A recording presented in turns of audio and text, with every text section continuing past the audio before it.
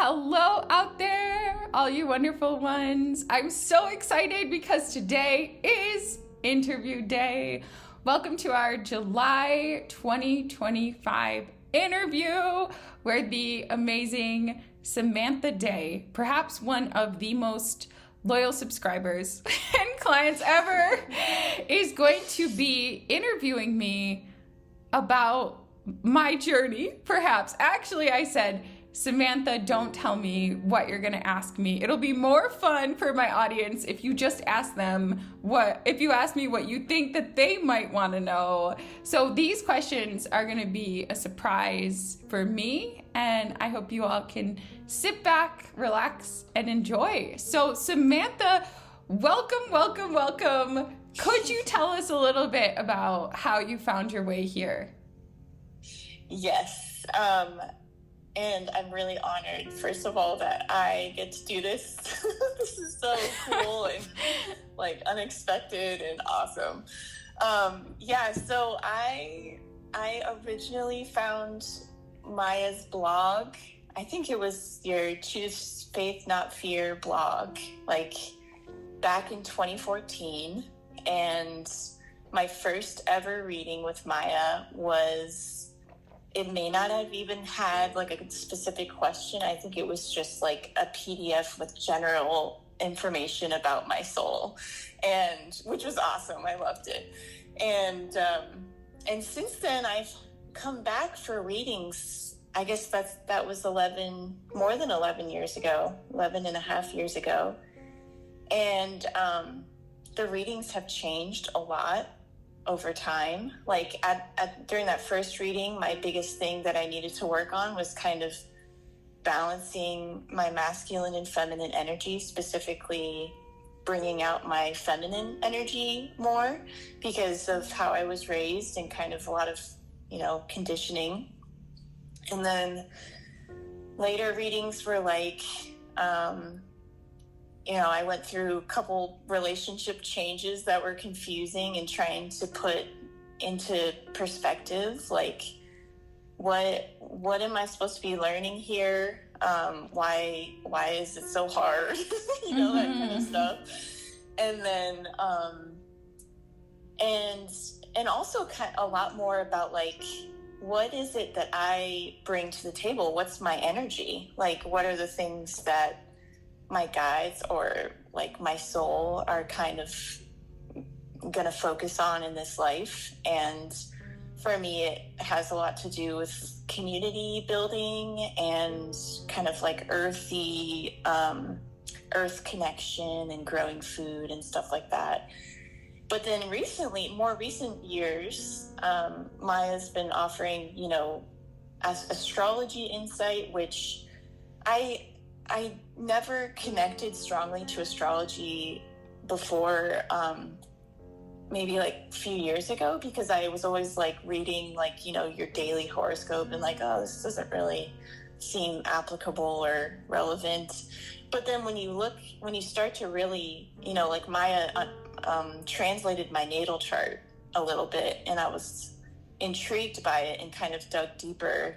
And over time, in different ways, like through her YouTube videos and other sources and other readings, just kind of really understanding my natal chart is like very, very interesting to me now. And it says so much. Like there's a lot of depth and understanding for me there.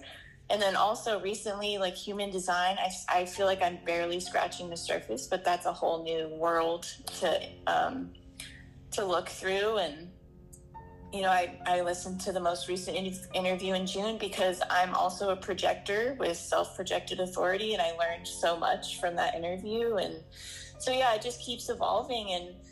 And like what I would say, what I look for now from Maya is like, there are times where I'm like, I know that I'm not seeing this situation or this process clearly, and I need somebody from the outside to kind of like check me or like show me why I'm banging my head against the wall, and I don't need to bang my head against the wall.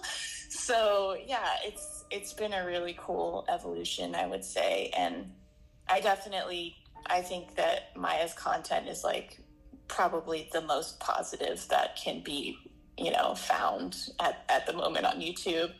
And I just really love that. So it's just so positive and so like uplifting and happy. And yeah, I really do like that.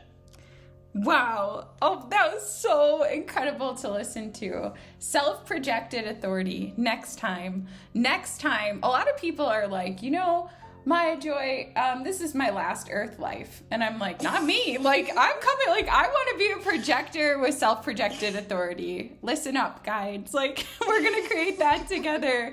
I honor you guys so much. Thank you. I think you walked this path, like, professionally with me probably as much as anyone, because I did my first reading in 2014, like at the end of the year. And I remember this one time, like I had a reading with Sam, and I don't know what happened, but it was something like I was meant to get new passport photos or something, and the line was really long, and I didn't make it home. And I remember I had to make a choice, and I decided to stick with the plan. So I did the reading like in the back of like a random car of like a friend that I was waiting with. And I just feel like Sam has had me cross like so many bridges, even just like our last reading. It was like something that we invented. Like, it didn't exist, like, at all. Like, it didn't exist, like, at all. And it was, like, a creation of an audiobook. And, yeah, it's been amazing. And I don't need to say, like, that Sam's amazing. You guys can already tell, like, from listening to her. But we were talking a little bit about trust before the interview. And trusting when ideas feel like they're sort of spirit-guided. And that's the case for the interview for today. I think after I asked Sam to do it, I thought, did I just ask Sam like to do this? Like what? And then like I like totally didn't even think twice. I was like, oh yeah, like definitely. So we don't know, like Sam knows more than me about what's going to happen, but neither one of us really knows. But we thought you guys might benefit. And that was my intention. I start every day with prayers and intentions. And I said, okay, Spirit World, please help anyone who has the courage out there to listen. Please help the audience to benefit tremendously, at least from the energy. So hopefully that'll happen today. But yeah. All right, Sam. Okay. Ask away. All right. So yeah, I chose questions that, like, obviously Maya puts a lot of herself out there, like, in her YouTube videos and stuff, but there's just, like, little things where you're like, I wonder, what, has she experienced this? Or, like, does she think about this? Or, like, how does she see herself? I think is... like, it's interesting for us to get those little snippets of who is Maya, because we get so much information from her about our own self, with all these different tools. But, okay, so my first question is, like, just a totally easy, fun question. Like, if you were, instant vacation, no worries about budget, you were going to go on a road trip, where would you go? And, this is like, you're leaving tomorrow. You just got to choose a place. Where would you go, and what music and or whatever, podcast audiobook would you play on the way? Oh, wow. Okay. So I'm going to go on a road trip. This, by the way, this easy question, this is not an easy question. I think that the most like growth-inducing thing maybe would be to go without a plan, but maybe head in the direction of like Route 66 or somewhere that, if it was the States, like somewhere that has like a bunch of like ghost towns or abandoned places. I love exploring those sorts of things. My favorite book is Journey of Souls by Michael Newton. So I would like to listen to that. Or really anything. I think like when it comes to adventure, I would say surprise me. Like even now this has turned out some very interesting ways, but Like when I use the Apple Podcast app, I usually let it feed content to me. And I find out the only time that I'm like really not satisfied is if I use my mind to like read what is coming up. Like, cause then my mind judges like the title. But if I just like am out on a long walk and I passively receive, now typically I get content on psychology because I think that really interests me a lot, or people's personal stories, like anonymous stories. This is sort of the type of stuff that I listen to. I just find it so interesting. Some of it is human design, that kind of stuff. But if I just like listen passively, I take like tremendous pleasure in everything. And like that's true with like music too. I think like the music would flow, like, you know what I mean? Like throughout the day. Yeah. But I used to have this habit of going on these random trips where we would take random roadways, like with my sister and I, and we would listen to like this like epic instrumental music that sort of like matched the weather or like the time of day. And I seriously like felt like every single one was a spiritually transformative experience. But in terms of like destination places, yeah, like I'm blessed that my life already included visits to almost every single national park in the United States, every state. And what I have found is everywhere is good. And right now I live on my Jupiter line, so it might behoove me to just travel like up and down the Jupiter line. But I've fallen in love with some like little corners of like Kentucky and just like little pockets. Definitely. I think the most courageous thing would be just let my intuition guide me and then hope somehow, somewhere find my way back home. Yeah. That sounds wonderful. That sounds like a truly nourishing vacation, just to like go and follow your intuition and like be present the whole time. Yeah, I think what would make it really awesome is the people you would meet along the way. Do you know what I mean? And that's what I think I would look forward to. But that would be really exciting. And just like stop, like, oh, my sacral response says stop here, and then like go in the place, and then like just fully trust in spirit. And like spirit says, go up to this man and tell him that his mom is on the other side and ask this, like, or whatever. And like to do that would be good. I think that would be really, really, really good.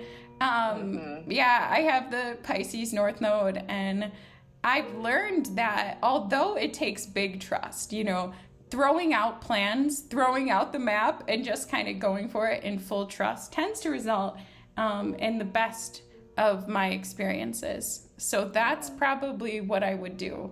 And hopefully I would end up somewhere good and not just like in a sunflower field, you know, in Kansas. But that's okay if that happens, I suppose. There is good to be found everywhere. Despite what many people may think, I have found this to be a wonderful country and a good place to be. I really have. Yes. I really have. Yes. I agree with that.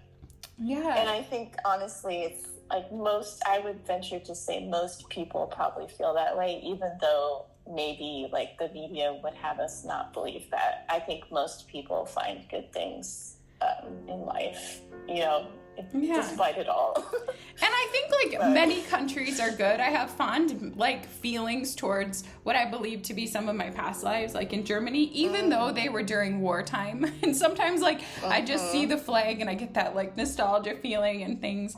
But in this life, my physical body is largely Native American. And I feel that's why I think like I felt a tremendous psychic opening in Kentucky, because that's where my grandmother is actually from, and I felt similar feelings like in South Dakota or different sacred spaces. So I just think life is incredible.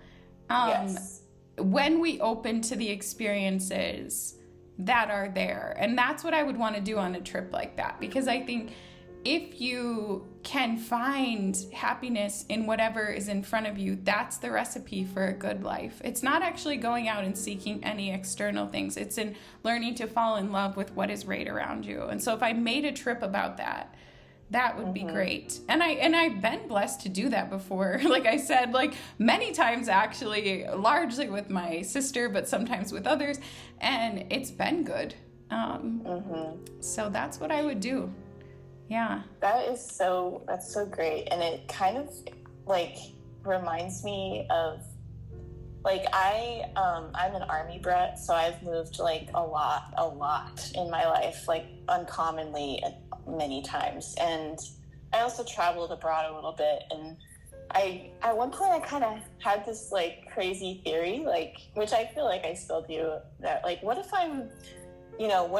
each little place that I've lived is like connected somehow to my soul's journey, and I'm just kind of bopping around, like, reactivating parts of myself through these little, like, these places I've lived, because they all have something for me. There's a reason, like, there's a reason I'm there, and it could be the same for you, like, these places that speak to you. Maybe there's something in your experience somewhere that it's like, oh yeah, this is like that time or that thing that I did, or I don't know. That could be really cool to dive into. Absolutely. So I know you're interviewing me, but I just wonder, like, what are the places that have impacted you the most? Like, are there a couple that stand out? I mean, like, when I was, so my like ethnicity or heritage in this life, I have Japanese and German, and the rest of it is like the British Isles, like England, Ireland, and Scotland. And when I look at pictures of that place, I'm just like, I've been there 100%. Like, I know I lived a life there. And so there's that connection between like my genes in a past life, but then also the places that I've lived. Like, I was born in North Carolina, and recently I went back down there for a basketry course, which is very random, but like, I felt so connected to the landscape, and I felt like I needed to go to the river and like acknowledge the ancestors, the people who lived there. And when I did that, I had this huge rush of energy. And the next morning, this owl was out and was like, we were just like following each other in the trees down there. And it was like so confirmational that like, I don't know if I lived a life there. I don't have any genetics, from that, being, a Cherokee or anything like that. But I felt connected to that. And like, I don't know, like what the story is with being born there. But like, I guess I don't need to know the details, like, I don't need to know the facts. It's just, I'm learning to just kind of like accept that my soul story's a large and diverse one, and that all the little things actually are part of like a canvas of understanding. So like, I don't know, I feel like I'm rambling, but it would be hard to pin down specifically like how it makes sense in my brain. But I do feel like everybody has a relationship with landscapes that for a reason, or I think people underestimate the extent to which we choose Earth specifically because of connections to the land. But it's funny you said, I don't know. I would say, if you try, it's not a verbal knowing, but and you said like every experience is part of the canvas of our life or something like that. I have found that there is nothing wasted. Each and every experience is contributing to a larger unfoldment of our personal plan and destiny in any given life. But the logical mind's attempts to try to solve and resolve that plan, I mean, I would think, I suppose, when we're in that state where the mind is trying to figure it out, think of that as a hobby. You know what I mean? Like golf or tennis or things like that. But to actually believe that the mind will figure it out is probably misguided. Like, I think so. Yeah, and it, like, the mind, it would be like, does this hold up in a courtroom? Like, can I state all possible facts? It's like, no, you can't. But is there a knowing? Like, yes. And I tend to feel like a soft focus is best for like, like, you don't ever want to focus too hard. Otherwise, you're probably losing the good stuff. Yeah. So like, for example, so the mind is limited. The mind is a tool of the physical body, which is meant to help us interpret this reality. And I mean, if you look into neuroscience, you'll see the crazy things that can happen when the mind starts to shut down. But yeah, it allows us to experience the duality and separation of this world. But it's limited to what it's known and seen. So it's like even the mind is thinking past lives or things like that. But it could be future. It could be present. You know, that exists, right? Like this idea, there could be your real soul essence in another form at this moment, there next to you on the other side of the river, hidden in the trees, and you're not sensing her because she's in quiet reflection. Do you get what I mean? Like, there's so much more that lies outside of our possibility. But yeah, I've taken to the rivers around Asheville many times myself. There are certain areas, like, in the world, certain pockets, where it almost seems like there is a higher dimensional reality playing out. And I believe that is our reality. That is being born presently into the earth plane. And maybe part of the reason why I, like, whereas there's a lot of people I encounter who have a lot of doubt about the evolution of the planet and consciousness here, I don't. Maybe part of the reason why is because I have traveled like all throughout the country and I've experienced pockets of higher consciousness and places where it's not just the earth itself where you can feel it, but it's in the hearts and minds of everyone who lives there. And so there are also pockets that are not that. Like, so, but to see like a lot exists here. And I think just to hold space for the highest expression, like of any place, of any people in that place, for all of us, of our true nature. But I think for that expression to come out, very often we have to let go of what we think it should be, or what, even like for me on my own journey, what we think we are. That's been huge for me over the past couple of years, is like, well, so I took on this identity. We all do, I think, especially in early life. You kind of need one, like a personality or an identity to do school, etc.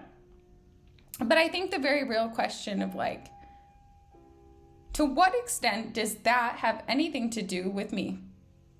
And like a real question. And I think I've put like everything to the table, just asking about everything.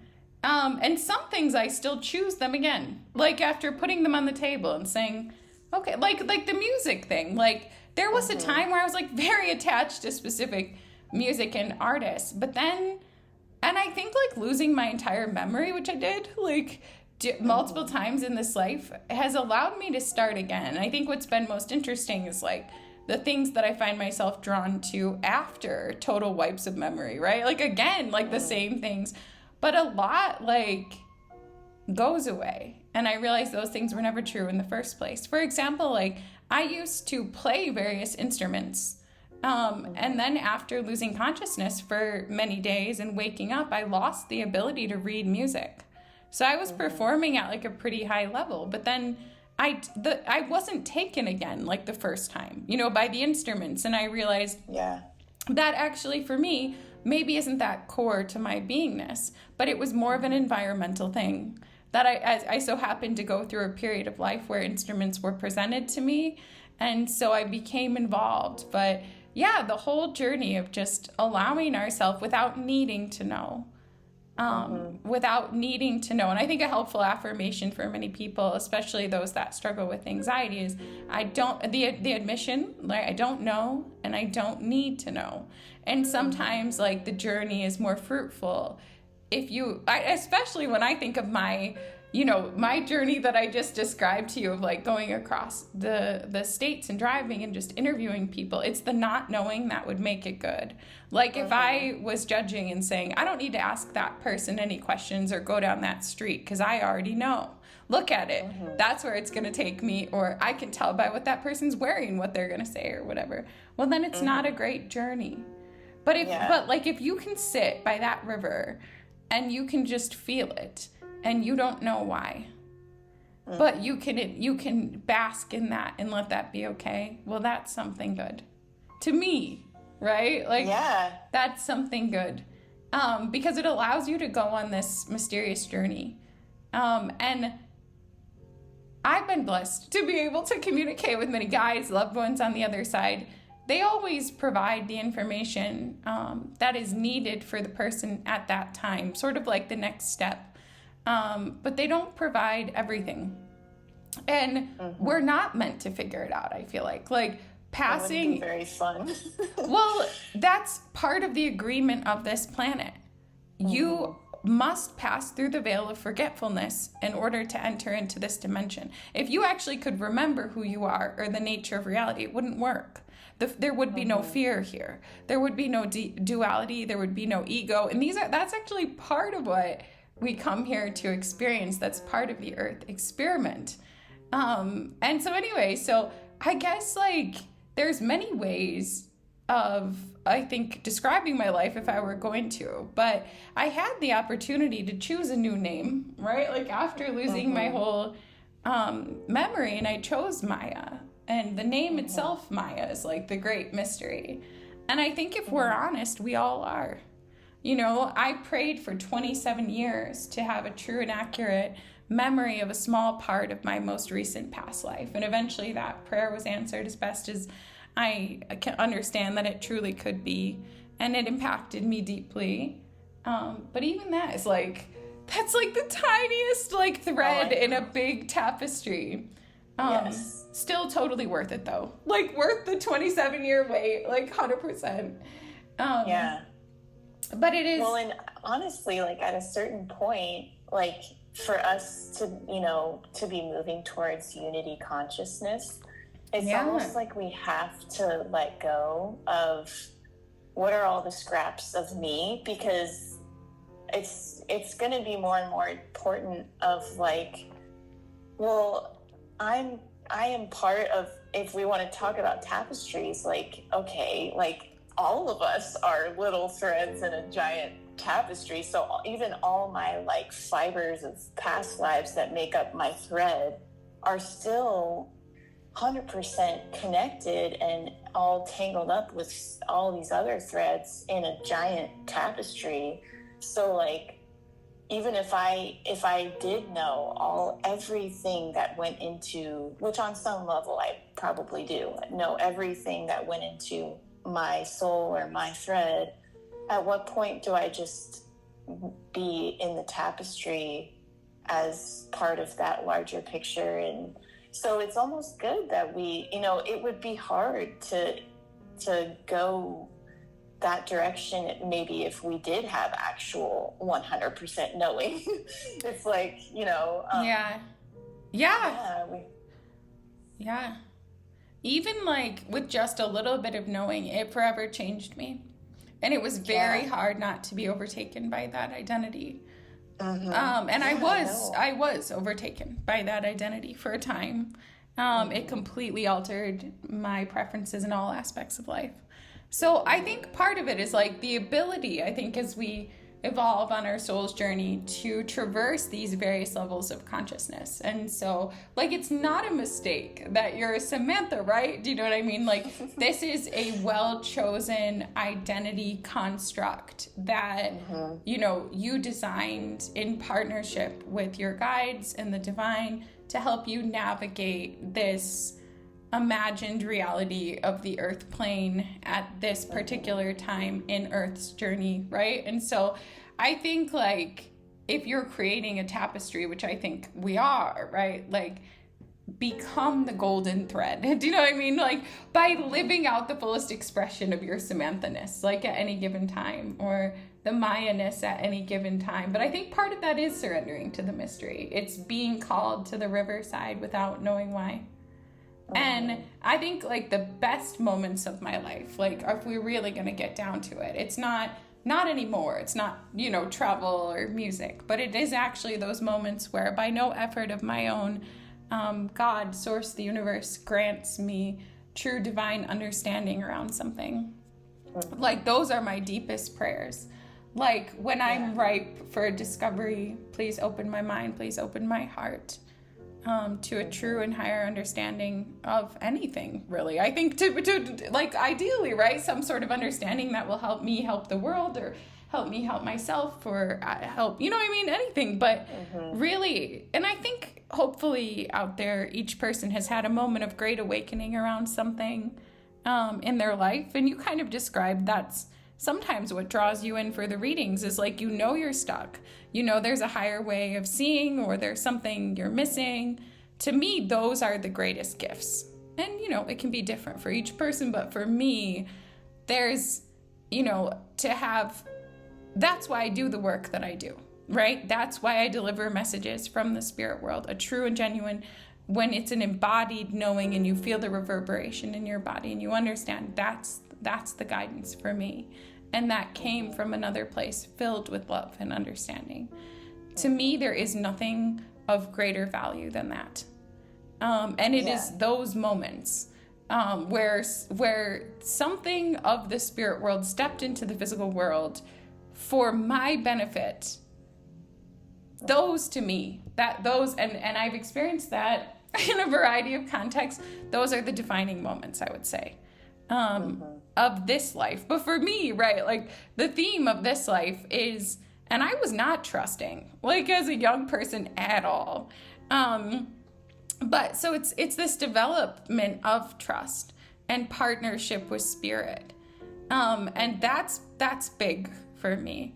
That's been key over the past couple of years, is like the commitment to live out the best of every day, but the acknowledgement I cannot do that without the help of the guides and the angels who partner with me, and partnering with them intentionally every day. And I put a lot of time and energy into that relationship. And all throughout the day, and admitting at various points, okay, at this moment, I don't know what is in the greatest good. Please guide me. And then following the guidance, very often it goes against what the logical mind might choose, doing it anyway. And then seeing the magic. And I think it's easy also not to see the magic. The only reason I see it is because I've created a habit at the end of each day of sitting in the hot tub for like 10 to 15 minutes at least, and going over in my mind the day. And I'll look at the intentions I set at the beginning of the day and the requests for help and assistance, and then how it turned out. And like 95% of them all turn out exactly as I asked, when at the beginning of the day, those were my greatest worries and fears. And I had very often no idea how they could possibly manifest into anything good. And that's shown me, I mean, that's evidence, like, of the spirit world. Not that I needed like full evidence, but I think for all of us, like, if you just take in what is fed to you from the outside, it's not going to probably strengthen your faith or trust, like, in what is unfolding very much. So anyway, I don't know how we got there, but those are some, I mean, if this interview is anything, right? It's like insights into some of the contemplations of the present moment, like in 2025 for people like us on the earth. Do you know what I mean? Yeah. I feel like, I mean, the more I look, the more I encounter how we are all like the same, you know? Yeah. And when you were talking, I was definitely thinking about, like, I had this friend who is a filmmaker in Nepal, and he and I would have these like philosophical talks. I lived in Nepal, so that's how I knew him for a while. And we had these deep talks about, like, what is the meaning of creativity? Like, what does it mean exactly? Like, what is some, like, art? And I think we kept like stripping it and stripping it and stripping it down until it literally became like the potent power of creativity is always with like the least amount of resources, or possibly with nothing at all.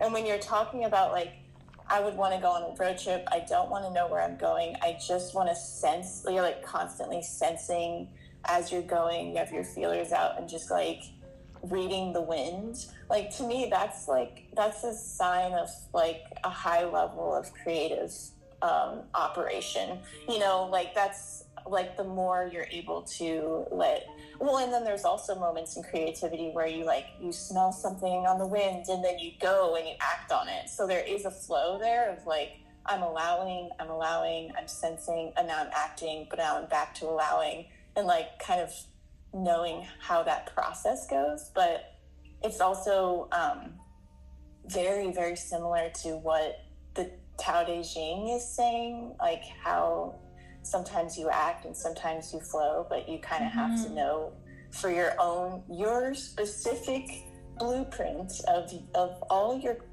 perfectly engineered quirks and all your experiences that were pre-planned, like what is the flow for you, which may not be the flow for other people.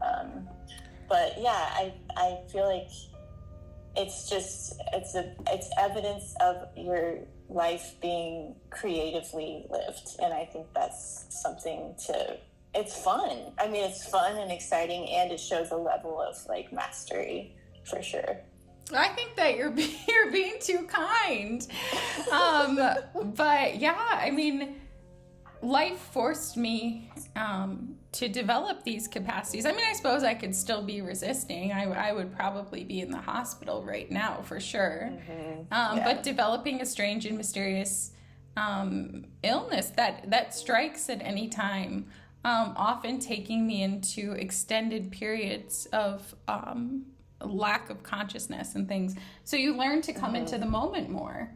And I think, you said like sort of like following your plan or things like that. But I think just being moved by something beyond your understanding, that a divine something. I think that's what most creatives have in common.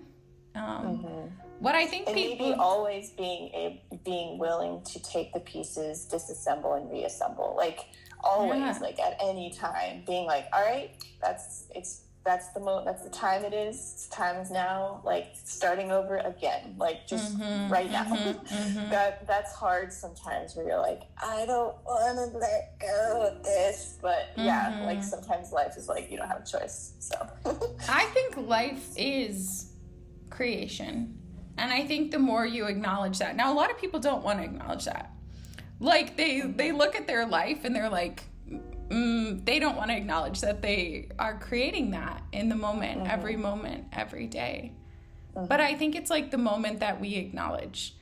I literally have a part like in my logs that is my co-creations with spirit each day.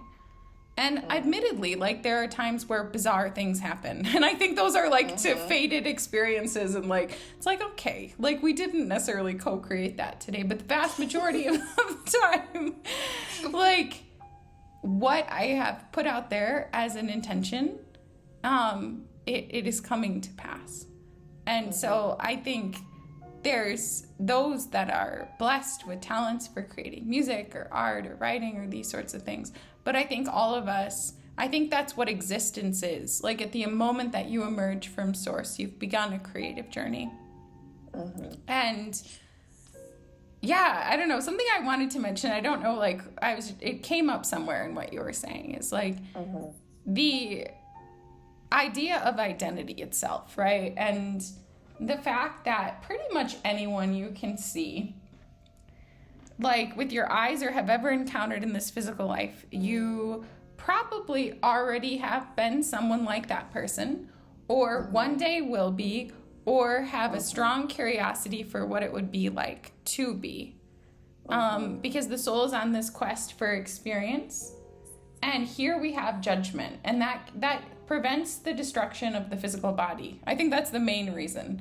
Like we have to judge like, okay, this is safe, like this isn't. Otherwise our incarnation will end too quickly.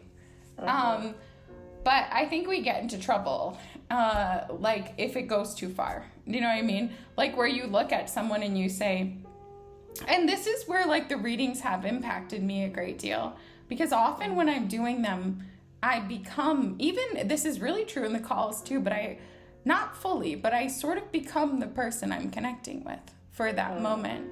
And often it takes a bit afterwards to come back to me. Sometimes I don't come back at all until I go to sleep and then wake up the next day. But during the time I'm connecting with that other person, what they value, what they believe, you know, their goals, their priorities, I feel all of that as if it is my own, really, truly, fully, in a special way. And it's shown me that, like, these identities, they're very fluid. They feel very real. Like, we feel like I am Samantha, or I am Maya, or I am Harold out there, or whoever.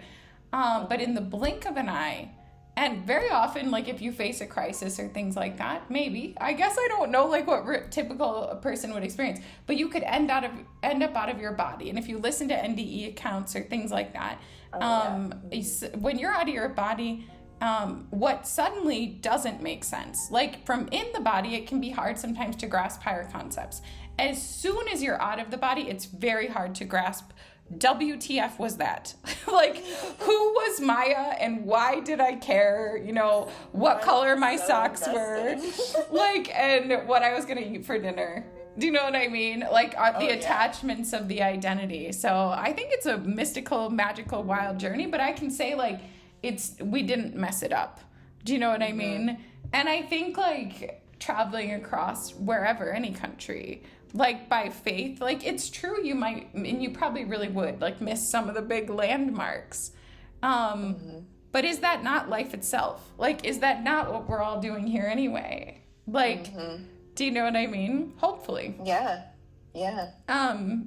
Being moved with an intention to experience something, but in the end, like, and I have a yod, like, astrology stuff, you have a yod. At the end, there's moments where fate comes knocking at your door. And some people have a negative conception of that. But I think it's good, because it's like, you really can't mess it up. Like, no matter where you are, no matter what you're doing, when the moment arrives where it's time to enact the real important parts, they will happen. And I think there's a blessing in that, and to find the happiness and enjoyment and creativity in the spaces in between. To me, that's what life is. But what you're saying about the courage and creativity to destroy something and then recreate it, I think that requires trust in spirit and trust in yourself, that you can recreate it. But what I think people don't realize is you can do that with your life, and you should, no matter how far you are down a path. No matter how far you are down an identity, a belief system, I think it can be very cleansing too. Like even though you're, like, crying all the time, like, you grieving. Know, sometimes, like, your destruction phase is like, oh my, like, I am not okay. But you also have a sense of, like, I'm clean. Like, my being is being clean right now, like, or being cleaned, even, like, you said something, I think, in a recent video, or maybe it was that most recent reading, but you said that you think that a soul can purify itself through, like, hard work, or through consistent effort, like doing something that is hard, whether it's with your physical body, it's emotionally really challenging, and you're not closing the door, but you're like, I'm keeping this door open. This is really hard.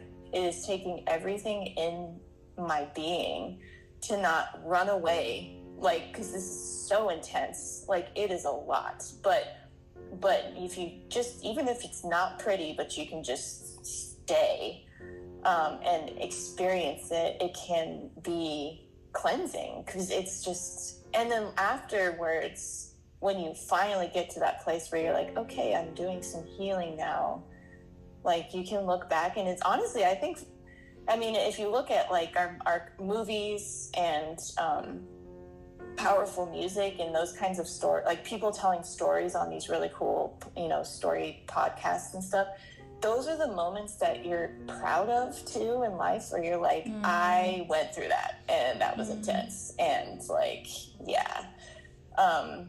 So it's kind of beautiful. It's like, you know, in Hindu mythology, there's a goddess named Kali.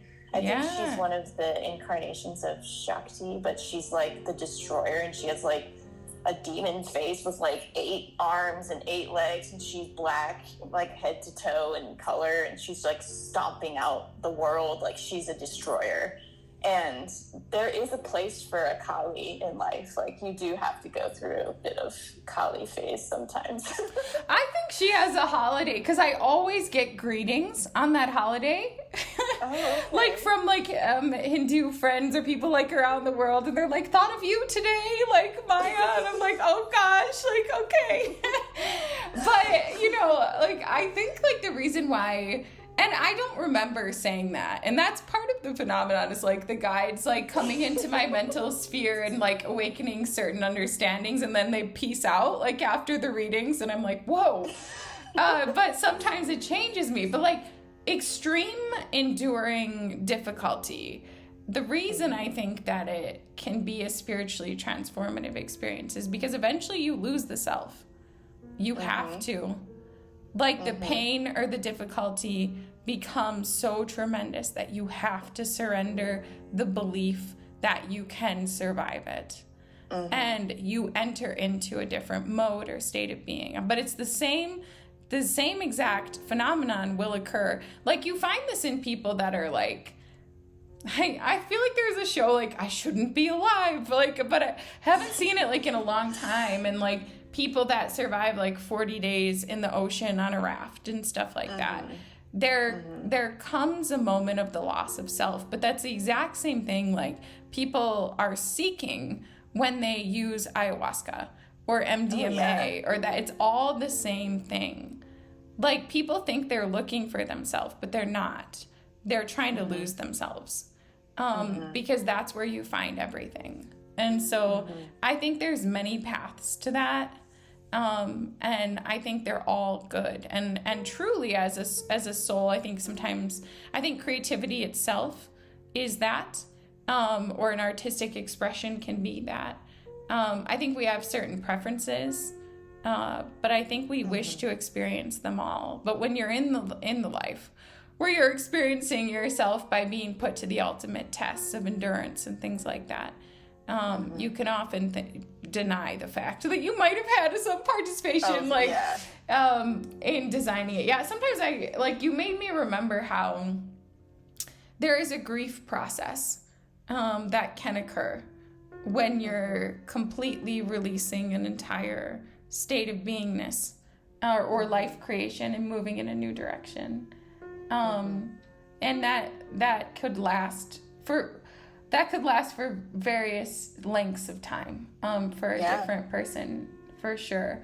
I think where it gets troublesome is when people try to hold on, or go back. That happens a lot. Like when life is transforming them and life is offering transformation, and it's time to no longer be. At the beginning of this call, Sam and I were talking, and I was saying, do you like Sam, Sammy, Samantha? But there can be that moment where it's like you're going from Sammy to Samantha, and the people that really suffer are the ones that try to go back to Sammy. But if you recognize that life has presented you something that has fundamentally changed who you are, and that change itself is the whole nature of the existence of the self. Like that, you know, you were Harold, and then Fred, and then Melissa, and all this other, you know what I mean? Like, you were all these things. And that's not a threat, but an opportunity. Like, that's where, I don't know, that's where life kind of gets a kick in. You know what I mean? But I feel like I see, like, a lot of people through these moments on their journey. But in the moment, I guess I'm just like thinking, wow, like, I really just need to trust in what's unfolding. Because I always say to Spirit, like, just send the people to me and I'll do the very best I can. Like, and that's kind of what has happened. But like in talking to you, I'm realizing, right, okay, so sometimes these people are at critical moments and they truly don't know, like whether or not to choose the path of transformation. And like, what is this phenomenon that's occurring? Like I'm entering into some kind of like vibrational mental state whereby beings who are very, very, very real and expert in guiding those in the physical plane work within my thought patterns to plant seeds, which will become words, which I will verbalize to this person maybe, or maybe at one point wrote them. It's the hope then that it's received into their being, which may or may not happen. And if it is, it could forever shape their path and destiny for this life.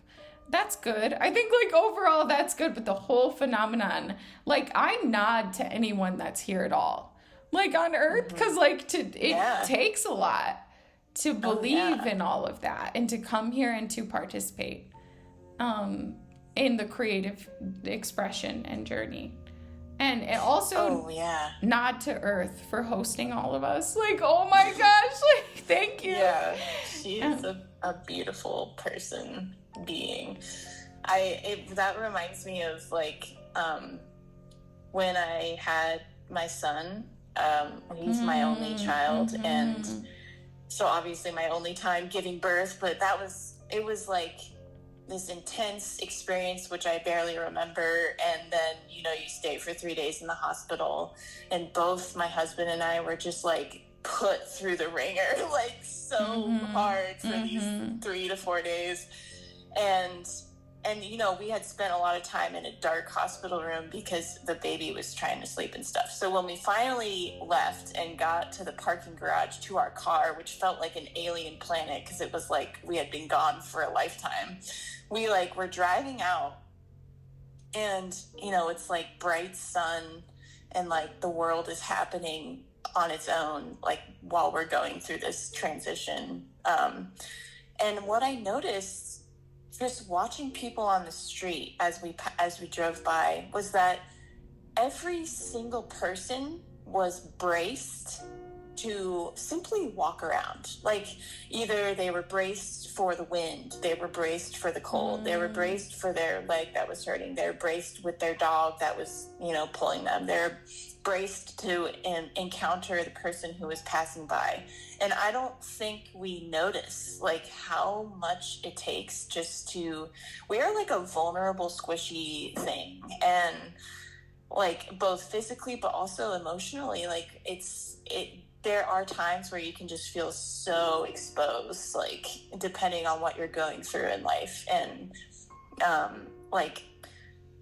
just acknowledging that like all of us, like even the idea that like trauma, what is trauma? It can be different to different people just based on what is your norm, what is your background, what is, what do you need to be okay? Like you can encounter trauma that other people would not classify as trauma, but like you were saying, like everybody who's here is doing something and learning, and no matter what, and like it's commendable. Like, and every expression is valid, and I think ego is the belief that your expression is more valid. But there's so much in what you said. I think you could do a 10-episode series on the birth of your son. That was a spiritually seriously, I mean, like that was a spiritually transformative experience for you, because like a whole new life was born from those 3 days. Like, okay, I didn't mean your son, I meant your life. A whole new life for you was born.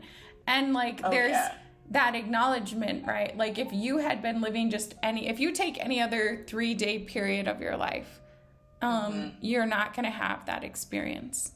Like not you're not going to have a birth, but like it's not going to affect your consciousness. And I think that's what I mean by fate, is like there's these certain fated experiences which give us a moment of reprieve from the rigmarole of the typical everyday existence.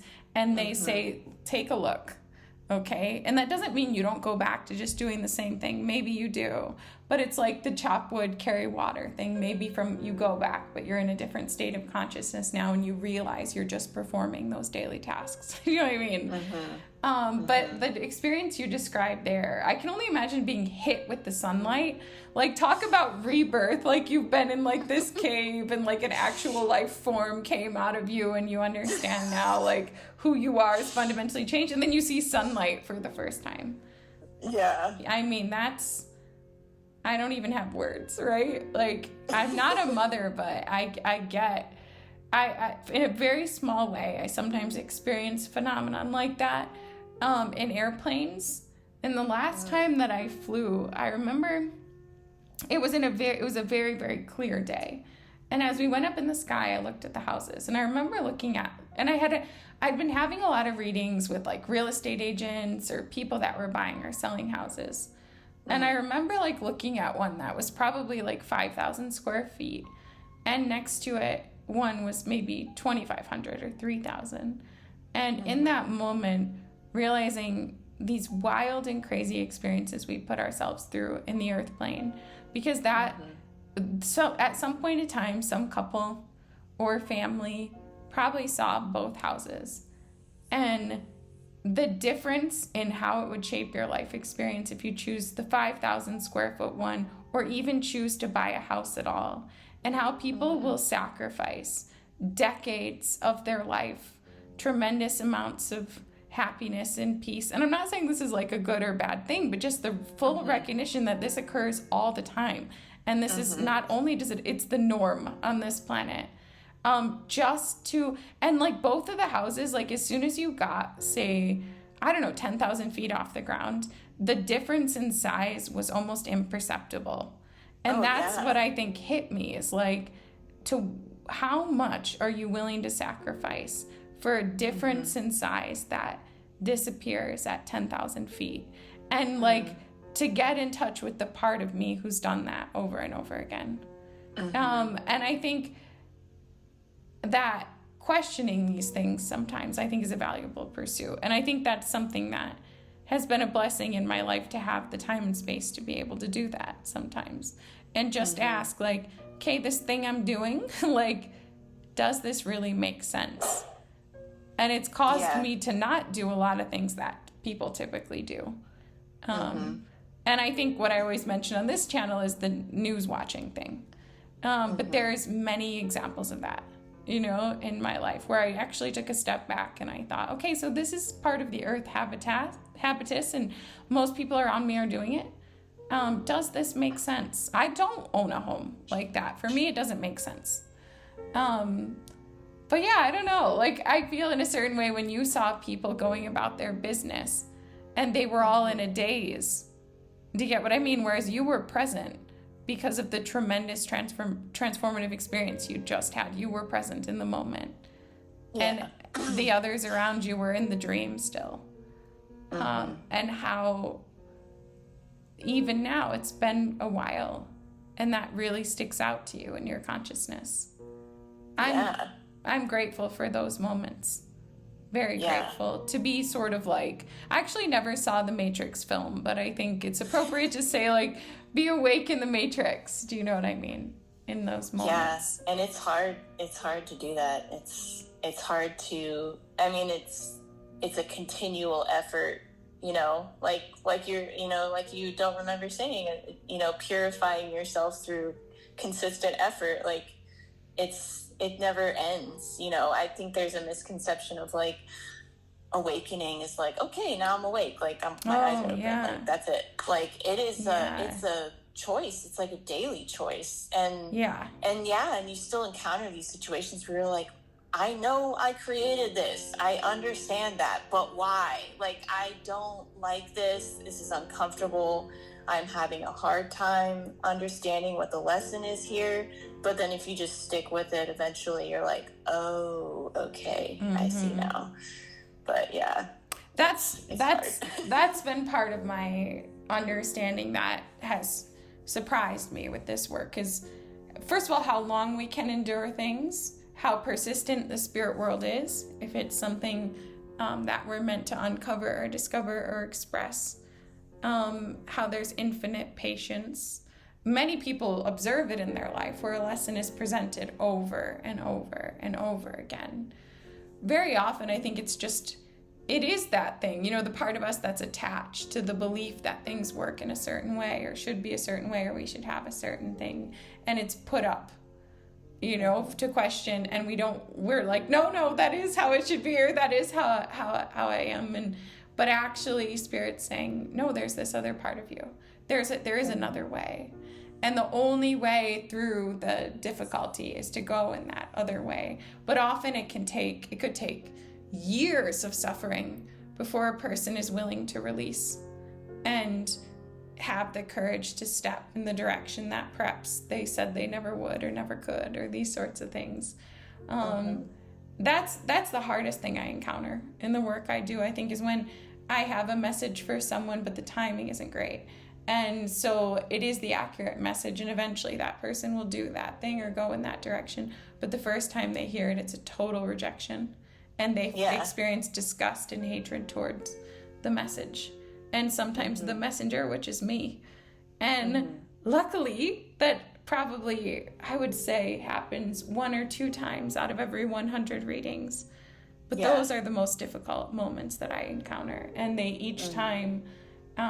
literally, this is not a joke, like every single time I live very close to a mall, I'm like, Spirit, like, we will either have a comeback very soon, like today, or I am going to Bath and Body Works and I am going to fill out an application, because and I'm dead serious. Or I also live right next to Sam's Club, and I'm like, they are always hiring, because it's hard. Do you know what I mean? Yeah. It's those moments that can be challenging. But I understand, I've been in those moments, myself, where Spirit has told me, or I've encountered a message, and there was disgust and rejection in the moment, and it took time after time again of the same repetitive situations and sufferings for me to acknowledge, okay, maybe the way I'm trying to go about this isn't the only way, at the very least, in the courage, that thing I said I could never do or say or believe, or let me give it a try.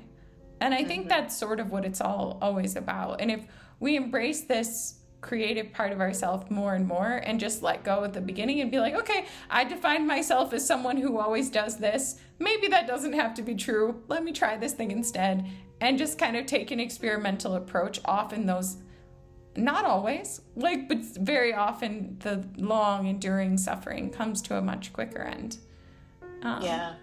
So I've been blessed. I consider this entire incarnation to be a blessing. Sometimes I worry, oh no, my next life, as a projector with this self-projected authority, it's going to be really hard. You know what I mean? Relative to this one. But this life has a lot of nuance and challenge, for sure. There's no doubt about that. But it also feels like a continual blessing. And every reading is a blessing. Every call is a blessing. I think misery often can come from focusing on one's own self and their problems continuously. And so, if it's a busy day, 5-6 times in a day, I step into the world of another person. And so I experience the loss of self very often relative to average. And that is a blessing. In this reality where self can be strong, that is a blessing. Sometimes it can be a problem, because I literally, that's actually why I do the logging and the intentions at the beginning of the day. Because if I don't, the first moment I deeply look into the eyes of another person, I have a true forgetting of everything that mattered to me. And I'm filled with the values and proclivities of the person in front of me. So I've learned over time to be in touch with what is of value to me and revisit it frequently. But I think good life, for anyone out there who's listening, I think to bring it back to this moment, right? It comes from willingly accepting and honoring that your journey is perfect for you, and taking the offering of your journey without needing to fully know. I think seeking knowing is good. There's almost no amount of words to even describe my gratitude for astrology and human design and all of it. but also admit that there is a mystery and live it out as fully as you possibly can without the thought patterns of, well, I don't even want to state the thought patterns out loud, but judgment towards yourself, God, the universe, others, comparison, but with the thought patterns of everything is working out for me. Thank you, God, source, universe, the guides and angels, for this life mystery, for this life puzzle, for this moment, for the blessings which have become me, for this life, for this body, for this identity. You know, to the extent that which we take what has been given and fall in love with it in a little way. Or I really do believe, like taking lemons and making lemonade. I mean, that's creativity. There's available energy all around us, and channeling it and making something of it. And that's creativity. Do you know what I mean? Is the intentional shaping of energy. That reminds me of another thing that you said, like anxiety sometimes can be potential energy that is waiting to be directed. 100%.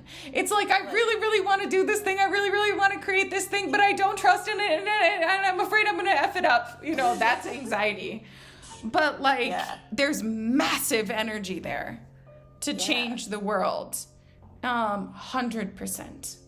Yeah. That's a lot of, I think, a part of our society too.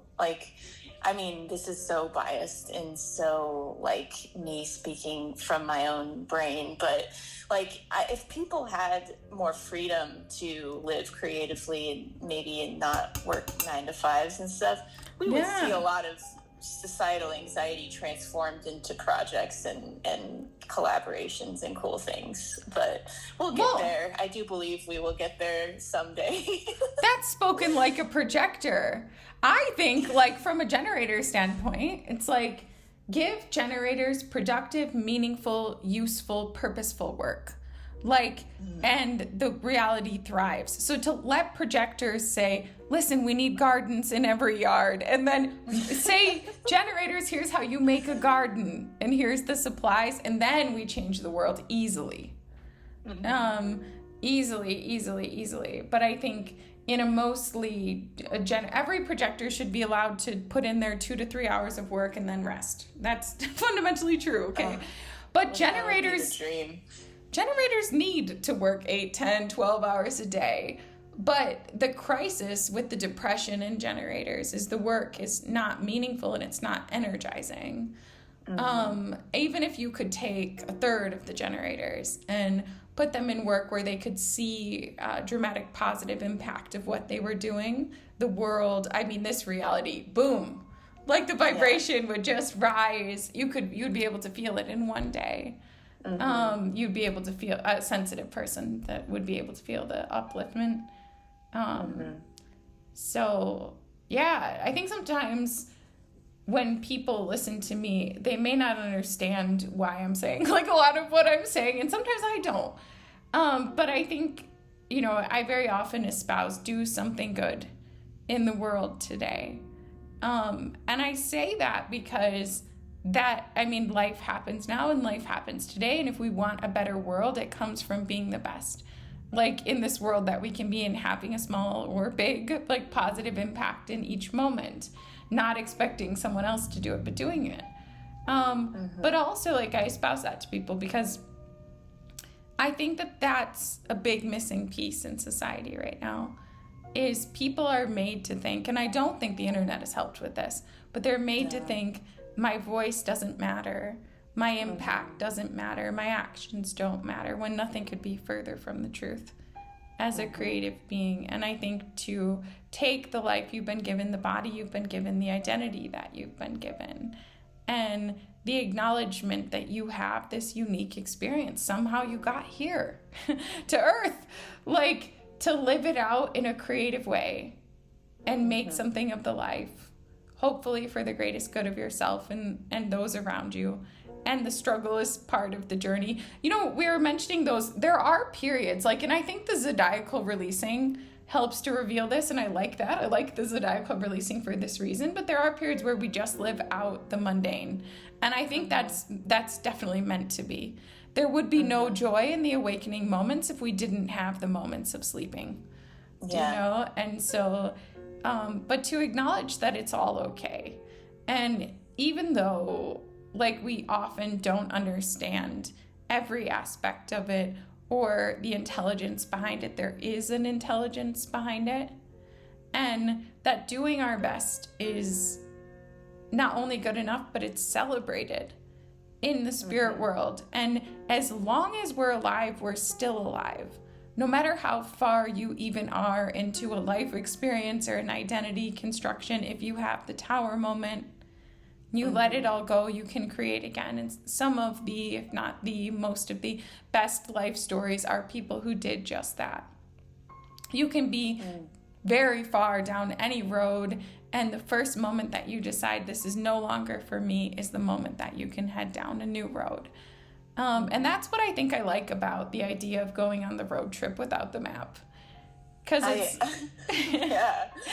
like you can take a turn and you don't know where you're going to end up, and that's good, right? And like, you've done a lot of walking in the forest, and you don't know why you're going where you're going, right? Like, but you're drawn in a direction, and suddenly you discover a waterfall or a reflection pool, or like one of those little frogs that looks right in your eyes, and you're like, you are not a frog. Like, what are you doing? You know, it's like, but I think there's goodness in that. And, you know, I have Virgo South Node. There's good too in having structured plans and seeing immediate results. All of it is good. But I think that's the point. Whoever you are, like, out there listening right now, is good. All of it is good. Every life experience is good. Every life experience is valid. And the part of us that's judging it as otherwise is the part of us that causes the vast majority of our suffering, and the part of us that we're seeking to lose through the NDE or the MDMA or the ayahuasca or the meditation or whatever. And I think just to acknowledge that, these parts that we try to build and shape and also are the parts that so often cause the suffering. But yeah, I don't know what any of this means or like what. I think it's amazing that because this is, as we wrap this up, I love that you brought us back to the road trip, because that's literally, I had like a list of 8 questions and I asked only the first one. Well, yeah. You're going on a road trip, and then this whole conversation has been a road trip, like responding and sensing and kind of like making decisions as we go. And that was our interview, which neither of us knew that was going to be the interview, but that was the interview. Yeah, I'm trying to think of like what to call this, because I don't think it's an interview, but it definitely is a journey or something. Yeah. Take a journey with Sam and Maya. It's been a pleasure to talk with you. I knew as soon as you said, this is a simple and easy question, that it wouldn't be, because those are always the ones where I struggle the most. Like if someone's what's your favorite ice cream? Or like, what's your favorite color? It gets really philosophical right away. But if you were to ask me, like, what's the meaning of life? Or like, how do you connect with your grandma 10 generations removed who's been in the spirit world and is also in a physical body at the same time, like that I can answer. Yeah. But this was like one of, you know, those like psychology games where they're like, now imagine you're on a beach, like what are you doing and who's there? Like this was unintentionally one of those exercises where I'm like, you're on a road trip and now we talk about the meaning of life. Amen. Well, where are you gonna go? You know what I mean? On your road trip, that's life itself. That is incarnation. That is the nature of all of it. And yeah, it's been so good to talk to you. As you guys can see, Sam is a philosopher, genius with a lot of background in spirituality. And she has offered to share her email address if you feel particularly called to maybe write to her. We'll include that somewhere hidden around here, maybe in the description box below. But yeah, if you would like Sam to come back at some point and maybe ask me the other questions, let us know in the comments below. But truly, like, to everyone out there who's listening, thank you for listening. And thank you. Thank you for working toward higher states of consciousness and understanding and awakening in the matrix, and for all that you do to express who you are through this state of being in this life at this time. Understand it's not a mistake, as much as it can sometimes feel that way. And yeah, we appreciate you being here, listening, and your very existence. So thank you. Yes, and thank you, Maya, for giving me the chance to chat with you. And yeah, this has been awesome. So I'm feeling full up. Oh my gosh, I'm feeling so much love for you. It's from the very beginning, like, I had cravings to interview you, and I had to keep reminding myself that isn't it. Like I literally was like, oh, tomorrow I'm gonna call Sam, I'm gonna interview her. Nope. Like, Spirit World is like, no. Like, oh, okay. That's right. She's gonna interview me.